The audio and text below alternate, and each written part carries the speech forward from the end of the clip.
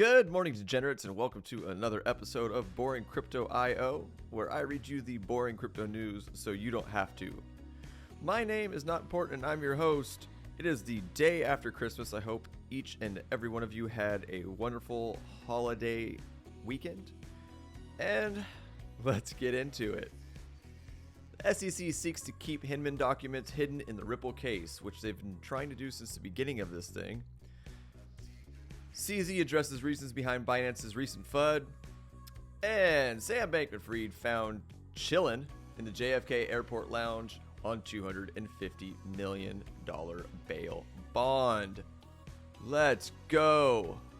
Bitcoin. Nothing. Literally nothing. This is what I told you guys going into the weekend on Friday. There was a potential to be like literally no volatility at all because it being a holiday weekend. I know a lot of people have been talking about a potential Santa rally. I don't get behind those things too often. All these Halloween rally, like all those things, these rallies, like they're hit or miss, man. And I didn't really expect too much to happen, and obviously nothing has happened. We're still bouncing off of that 1887 level. We haven't broken out of it on Bitcoin yet on the daily, and very low volume. Nothing going on, guys. Like literally nothing going on. Like I expected, it to be. Just keep an eye on it. This is a boring crypto, boring crypto bear market. So we'll see what happens. Ethereum, same thing, guys. It's hitting that 1217 level. It looked like it was going to break out right here.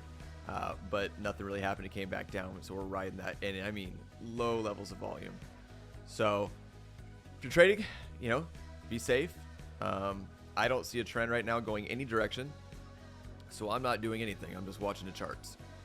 Let's get into the news. SEC seeks to keep the Hinman documents hidden in the Ripple case. If you have been following this at all, you know that this has been something they've been trying to keep locked up since the beginning of this case, which in my opinion is an instant red herring, right? Why don't they want these documents opened up? Why don't they want these coming to trial? Why don't they want these being seen? I personally believe that it's obvious. If these Hinman documents get brought into the case, I think it's going to basically be a wrap for the SEC. But that's my opinion. But again, it's obvious, you've been trying to hide these things since the beginning.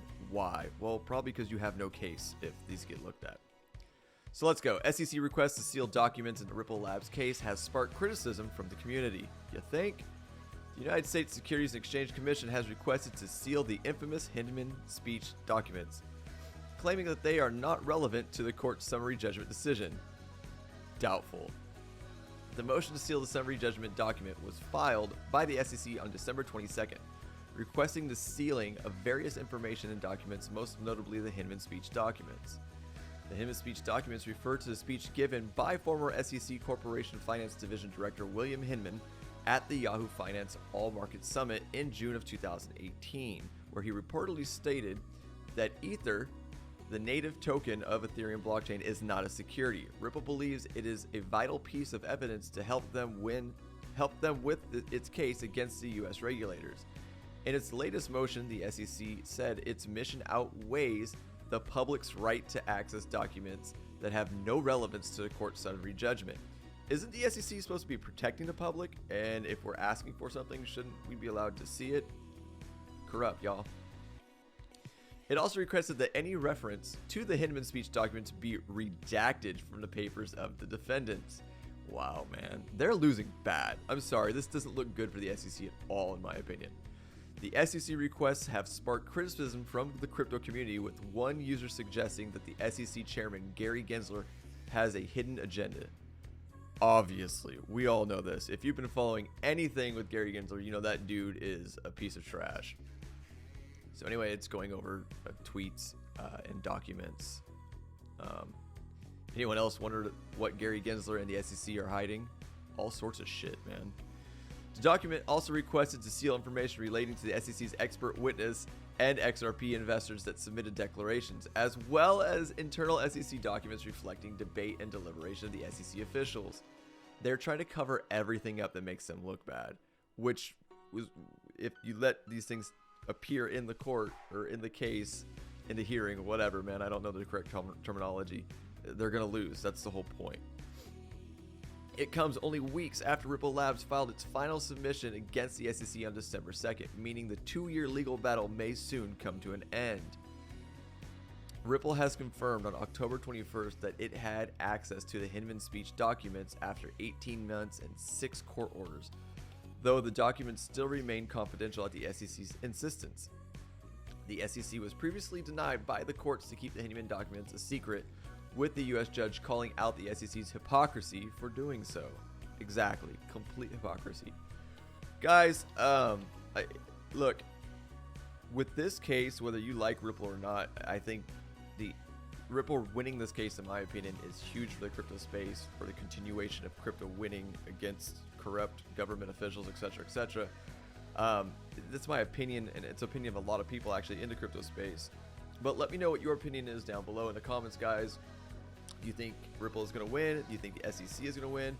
What do you think is being hidden in these Hinman documents? Because they have fought tooth and nail to keep these from being revealed. Let me know, guys. Next story. CZ addresses reasons behind Binance's recent FUD. If you remember last week, guys, we talked, last week, the week before almost, there was a lot of news sources that came out with Binance supposedly being insolvent, etc., etc. A bunch of FUD against Binance and CZ. And I told you I personally think it is just FUD. I think Binance is fine. Let's see what this story says. Binance's FUD is primarily caused by external factors, not by the exchange itself, according to CZ. Binance's CEO took to Twitter on December 23rd to share his perspective on the reasons behind the recent fear, uncertainty, and doubt surrounding the crypto exchange. According to CZ, in the thread, Binance's FUD is primarily caused by external factors and not by the exchange itself. One of the reasons mentioned by the CEO was that part of the crypto community hate centralization, regardless if a CEX helps with crypto adoption at a faster rate. They just hate CEX, he noted.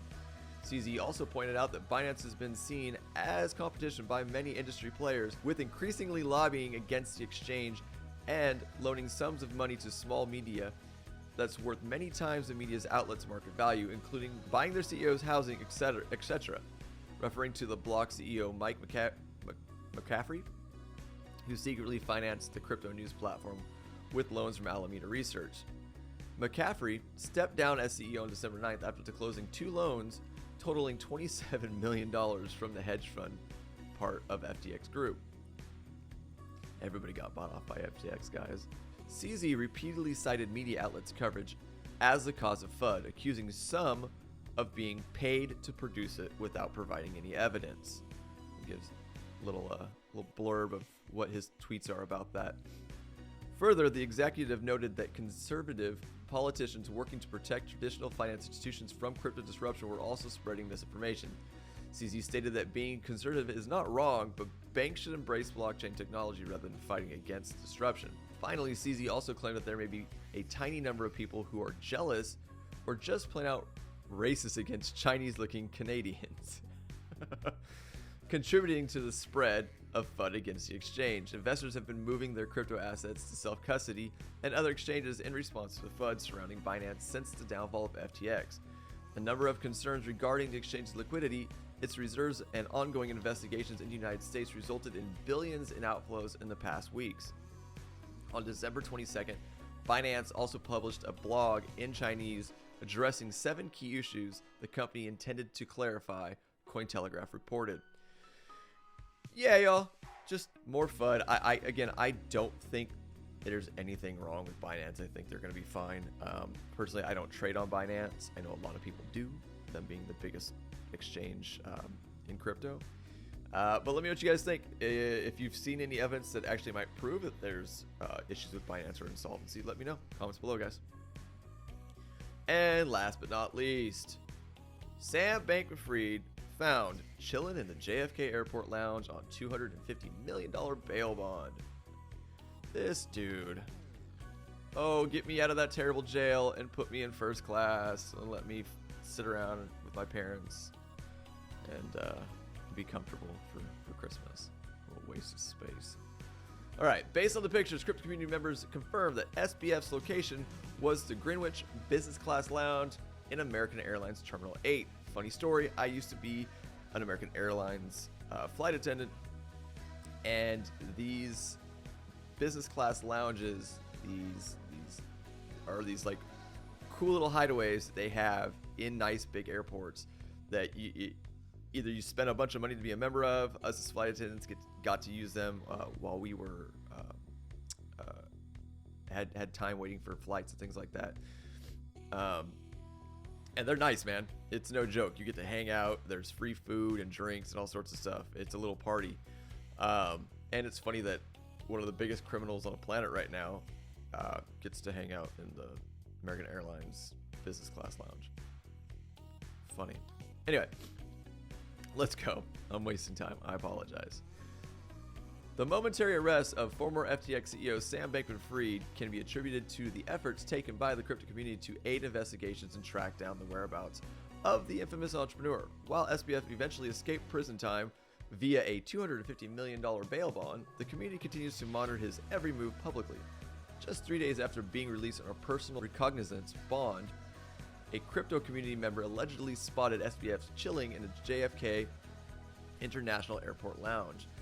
The supporting images were shared on Twitter by Light Capital, which shows SBF sitting on a lounge chair with access to a laptop and mobile phone. He's living it up, guys. One of the biggest criminals on the planet right now. Based on the pictures, other community members confirmed that SBF's location was the Greenwich Business Class Lounge in American Airlines Terminal 8. According to the primary source, SBF was accompanied by his parents. Oh, mama and daddy's boy. FBI agents and lawyers. Here's some pictures and some tweets. Subsequent images showed SBF on American Airlines flight disguised with a beanie and seated next to a suited executive. Bro turned into Gary V. The images reignited discussion around SBF, told Maxine Waters, chair of the United States House Financial Services Committee, that he had no access to his personal or professional data despite having access to his laptop and mobile devices. Moreover, some also wondered how SBF was able to afford business class tickets amid FTX bankruptcy proceedings. Great to see customer funds are still being put to good use, said a community member. A recent court filing revealed that defunct crypto exchange FTX paid a retainer of $12 million to Sullivan and Cromwell LLC (SNC) right before filing for Chapter 11 bankruptcy. Since August 26th of 2022, FTX made payments worth nearly $3.5 million to SNC to avail their legal services. Funny. Yet a bunch of people lost their money. I don't know, guys. This is just kind of a fun piece because we're all tired of this guy, but he just keeps getting the red carpet no matter where he goes, even though he's the biggest POS that we've seen in the crypto space in a long time. And per usual, guys, let me know what you think in the comments below.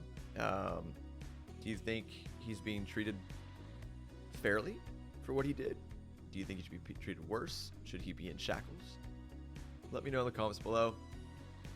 Outside of that, guys, by all means, if you like the content that I provide here on Boring Crypto IO, please smash the like button, subscribe to the channel, turn on the bell for notifications, and I will see you guys next time. I'm out of here.